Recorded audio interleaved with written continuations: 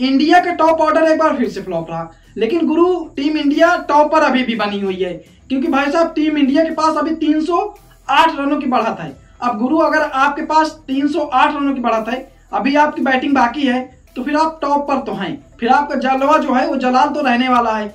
लेकिन गुरु अब जो बांग्लादेश है, बांग्लादेश को भी पता चल गया है, बांग्लादेश की जो धीरे धीरे एक आशा है भाई साहब जीतने की, वो कहीं ना कहीं खत्म हो रही है। इंडिया का भाई साहब बल्लेबाज की परफॉर्मेंस की बात की जाए तो इंडिया की जो बल्लेबाज थे भाई साहब वो बिल्कुल फ्लॉप थे। जो अपने आप को तुर्रम खान बल्लेबाज समझते थे वो भाई साहब बिल्कुल फ्लॉप रहे। लेकिन भाई साहब टीम इंडिया का जो जलवा है, टीम इंडिया का जो कमाल है वो लगातार जारी रहा, क्योंकि भाई साहब टीम इंडिया के गेंदबाजों ने अच्छी परफॉर्मेंस की। क्योंकि भाई साहब टीम इंडिया के बल्लेबाज भले फ्लॉप रहे, भले भाई साहब वो जो टॉप ऑर्डर था ना, जो दुनिया का अपने आप को तुर्रम खान टॉप ऑर्डर कहता है, वो फ्लॉप रहा। लेकिन भाई साहब टीम इंडिया अभी भी नंबर 1 है। क्योंकि अगर बल्लेबाजों की परफॉर्मेंस की हम बात कर लें तो भाई साहब यशस्वी जायसवाल 10 रन बना करके आउट होते हैं। रोहित शर्मा टीम इंडिया के कर्ता धर्ता कैप्टन साहब 5 रन पर आउट हो जाते हैं। Virat Kohli, king Kohli, team India को संभालने वाले, टीम इंडिया की जान कहे जाने वाले, आन मान शान कहे जाने वाले भाई साहब 17 रन बना करके पवेलियन चले जाते हैं। लेकिन भाई साहब इंडिया की जो लीड है ना वो 308 रनों की है, क्योंकि भाई साहब टीम इंडिया के गेंदबाजों ने कमाल किया है, गजब की परफॉर्मेंस की है और टीम इंडिया को उन्होंने एक अच्छी लीड में पहुंचाया है। क्योंकि अभी टीम इंडिया की जो बल्लेबाजी है वो बाकी है, तो टीम इंडिया अभी काफी लीड ले सकती है। क्या कमाल की भाई साहब गेंदबाजी रही। अगर जसप्रीत बुमराह की बात की जाए, भाई साहब कितनी तारीफ की जाए, भाई साहब उनकी तारीफ अगर आप करेंगे ना तो एक किताब लिखी जा सकती है जसप्रीत बुमराह की तारीफ पर। क्योंकि भाई साहब क्या बॉलिंग की है उन्होंने। मोहम्मद सिराज अच्छी बॉलिंग की, रवींद्र जडेजा बढ़िया दिख रहे थे, बढ़िया बॉलिंग किए हैं, और आकाश भाई साहब, आकाशदीप को परफॉर्मेंस करने का मौका मिला, उन्होंने भी बढ़िया बॉलिंग की है। तो आज भाई साहब गेंदबाजों का ही दिन रहा।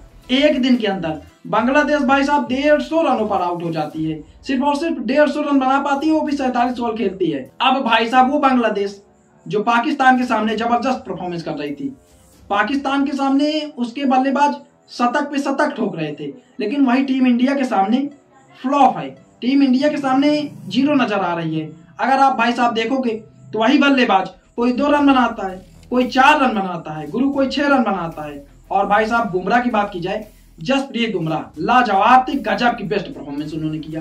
4 विकेट बुमराह ने आज निकाले, जिसमें से भाई साहब सब अच्छे विकेट थे।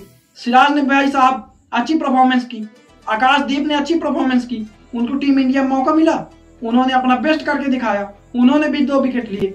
आर अश्विन को भाई साहब आज विकेट नहीं मिला, लेकिन पहली इनिंग में उन्होंने जो शतक मारा था वो काफी लाजवाब का था। उसी की वजह से आज टीम इंडिया की जो लीड है वो इतनी बड़ी है, वरना भाई साहब नहीं होनी चाहिए। लेकिन गुरु अश्विन दूसरी पारी में कमाल करने वाले हैं, ये आप लिख करके रख लीजिए।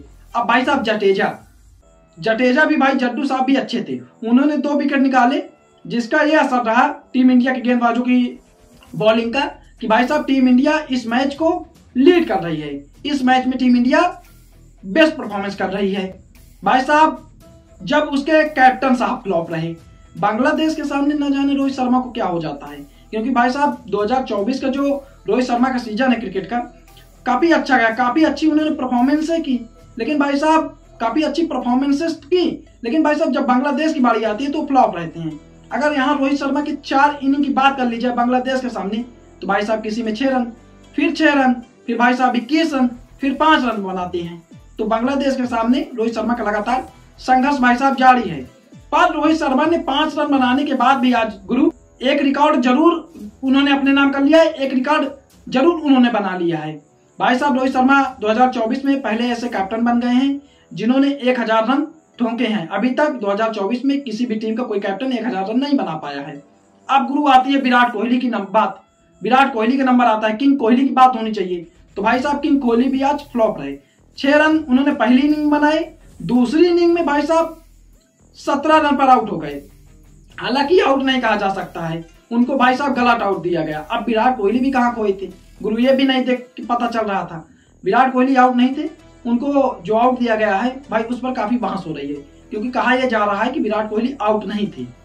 यशस्वी जायसवाल पहली इनिंग में भाई साहब अच्छे दिखे, उन्होंने खूबसूरत से 56 रन बनाए, लेकिन भाई साहब दूसरी इनिंग में यशस्वी जायसवाल भी फ्लॉप रहे।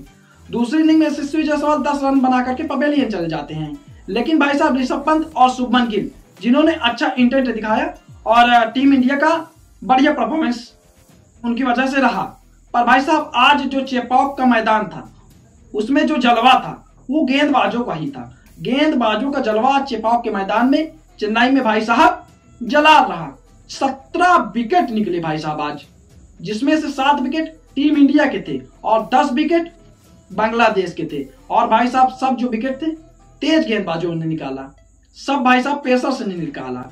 लगातार कहा जा रहा था भाई ये जो बॉलिंग होगी यहाँ उसमें भाई साहब स्पिन बॉलिंग काम करने वाली है, लेकिन पेसर्स ने बताया गुरु हम किसी से कम थोड़ी ना है, जहां आप कुछ कहेंगे वहां हम अपना कमाल करके ही दिखाएंगे। भाई जसप्रीत बुमराह जो एक अलग लाइन में आज दिखे, मतलब उनके तरह कोई बॉलर ही नहीं है भाई साहब। उनकी तारीफ जितनी की जाए वो कम ही होने वाली है। चाहे वनडे ले लीजिए आप, T20 में बॉलिंग करा लीजिए, टेस्ट में करा लीजिए। टेस्ट में तो आज आप लोगों ने देखा ही, आज जसप्रीत बुमराह ने टेस्ट में 4 विकेट निकाली इस मैच में। और भाई 4 विकेट निकालने के बाद उनके इंटरनेशनल करियर में 400 विकेट भी पूरे हो गए हैं। तो लगातार जसप्रीत बुमराह का भाई साहब हर फॉर्मेट में जो जलवा है वो जलाल रहा और जलाल रहेगा भी, क्योंकि जसप्रीत बुमराह जैसा भाई साहब बॉलर कोई है ही नहीं। अब भाई साहब सिराज और आकाशदीप काफी कमाल के रहे। जड्डू ने मतलब जडेजा सब ने भी भाई साहब काफी अच्छी बॉलिंग की। अब गुरु यहाँ से अगर टीम इंडिया 100 से 150 रन और बढ़ाती है, क्योंकि अभी टीम इंडिया के पास बैटिंग बाकी है, अभी शुभमन गिल भी बैटिंग कर रहे हैं, ऋषभ पंत भी बैटिंग कर रहे हैं। अगर गुरु ये लोग 100 से 150 रन और बनाते हैं तो जो मार्जिन हो जाएगा, नंबर ऑफ मार्जिन हो जाएगा, तो भाई साहब वो 400-500 रन चेज करने के करीब पहुंच जाएगा। और भाई साहब चेपॉक के इस मैदान में कहीं ना कहीं बांग्लादेश को 400 से 500 रन चेज करना मुश्किल होने वाला है, बांग्लादेश नहीं कर पाएगी। अब गुरु कुछ ऐसा वैसा हो जाए, क्योंकि कभी कभी क्रिकेट है, यहाँ कुछ भी हो सकता है।